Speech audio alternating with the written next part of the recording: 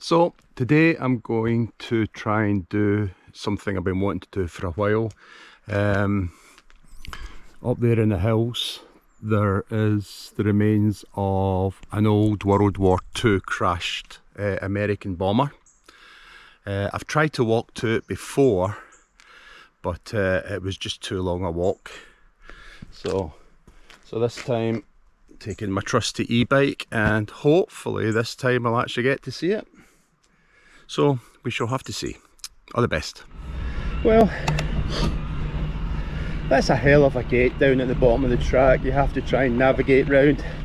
It's locked, fair enough, to keep the cars out, but there was a steep drop off on both sides, so trying to drag this about 30 kilogram bike, or 22 kilograms plus about another 8 kilograms of gear down the slope and back up the slope to get around the gate was interesting.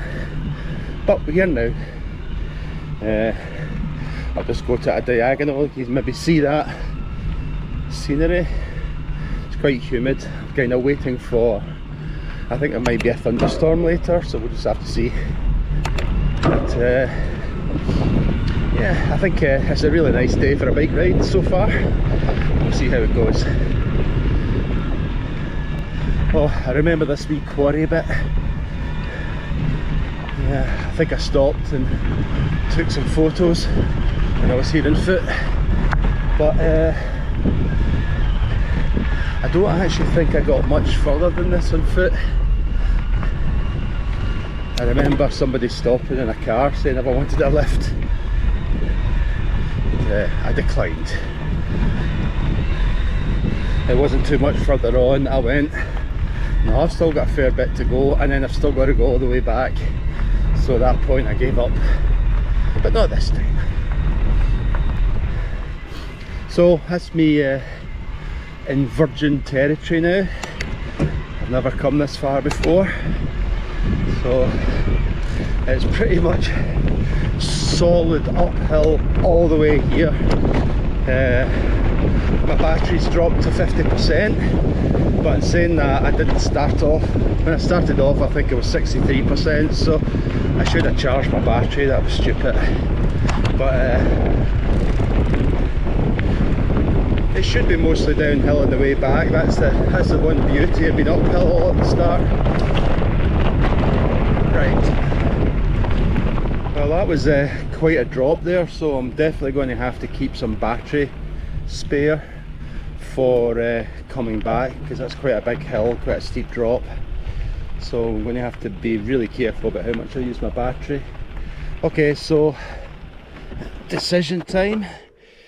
We have the left route and we have the right route. I'm just going to go check my map, but I think we go right. Okay, looking at the map, we do. So we are going to go right, and I think there's another junction up here, and we go right again, and then at the next junction we go left, and after that it's a straight road, although it looks to be still a very long road, and the rain has started, so that's good fun. It keeps you cool, I suppose. Now that is sod's luck. I literally just stopped recording about 10 minutes ago. I came round a corner and there was a whole herd of deer right in the middle of the road. Ah well, maybe next time. Right, according to the map, I'm getting kind of close. But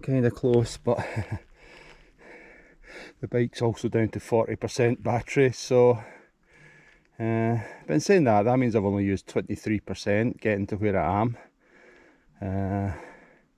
and downhill should be going back should be mostly downhill. There are a few uphill bits, but I'm basically keeping my bike at a reasonably low power setting, which is why I'm absolutely knackered now. Right, so probably next time I switch on, I'll be at the bottom of the walk up to the crash site. Well, I thought I'd be there by now, but that last mile has been a nightmare.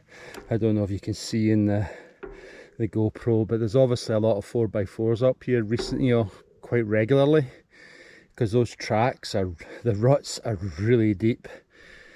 So exactly the sort of thing that'll bring you off a mountain bike, with those steep sides to the ruts. So I'm having to really take my time on them, but I think I'm almost there. The wee power chart on my bike has gone red. I've not seen it go red before, which is a bit worrying because I still have to go all the way back, but at least it's mostly downhill. At the point where the track can go no further, so this is the first of my 2 dropped pins on Google Maps. So I think it's straight on, which is just through that gap there, so I'm going to have to leave the bike. And then figure out a way of taking my drone up and my camera up. So I knew I had to find the river and then follow the river up to the crash site. The trouble is, I actually set off in the wrong direction, so missed the river and ended up going through that forest up there. I knew what direction I needed to go in eventually, but the trouble is, by the time I came out, the forest was so thick it was hard to get out of it. But eventually I came out and then I had this big steep drop to climb down.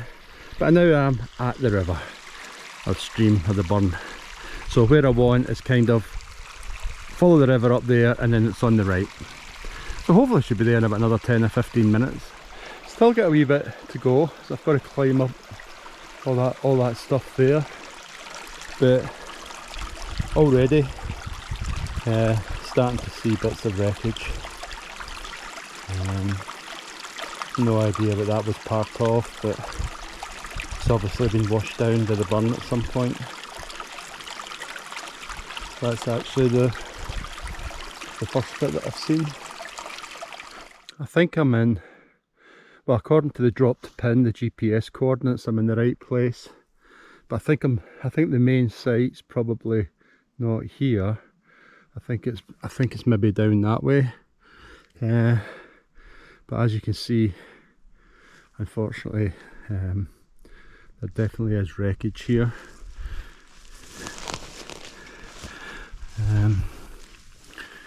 To save me going through fighting my way through the forest trying to find a more accurate location, I might send the drone up and have a wee look.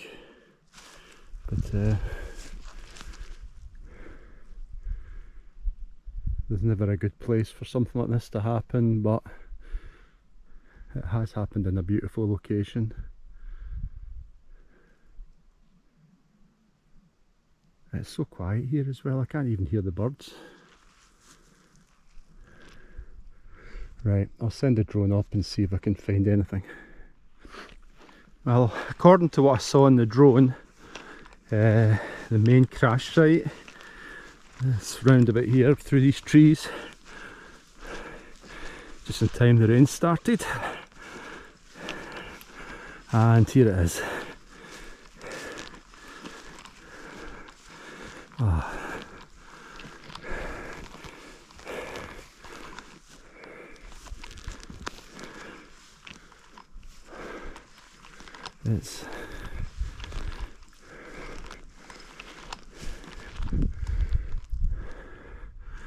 There's actually no words really.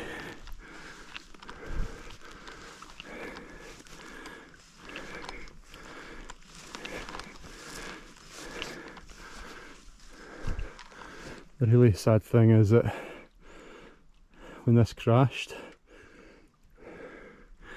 the war was over. The guys were flying back to the States at the end of the war, and hit the mountain in bad weather.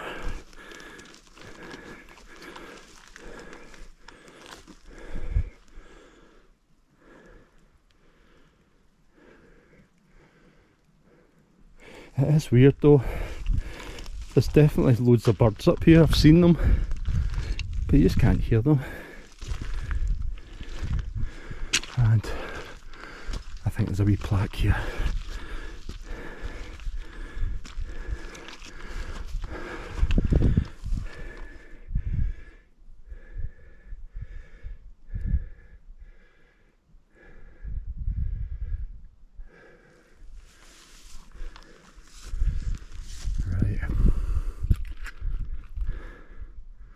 I think that's enough.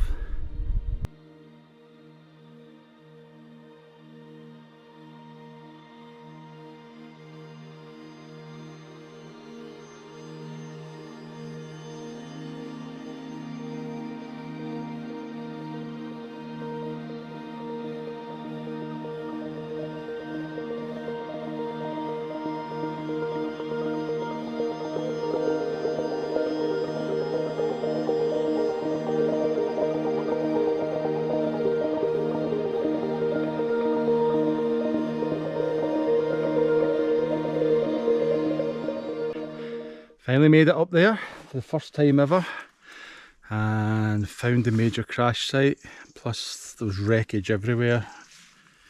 I have to say it's quite an emotional place. It's yeah, you get up there and you just feel like just being quiet.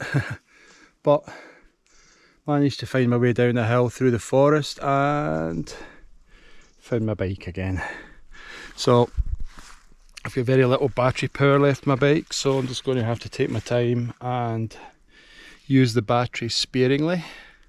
And probably the next time I talk into this thing will be hopefully when I get to the car.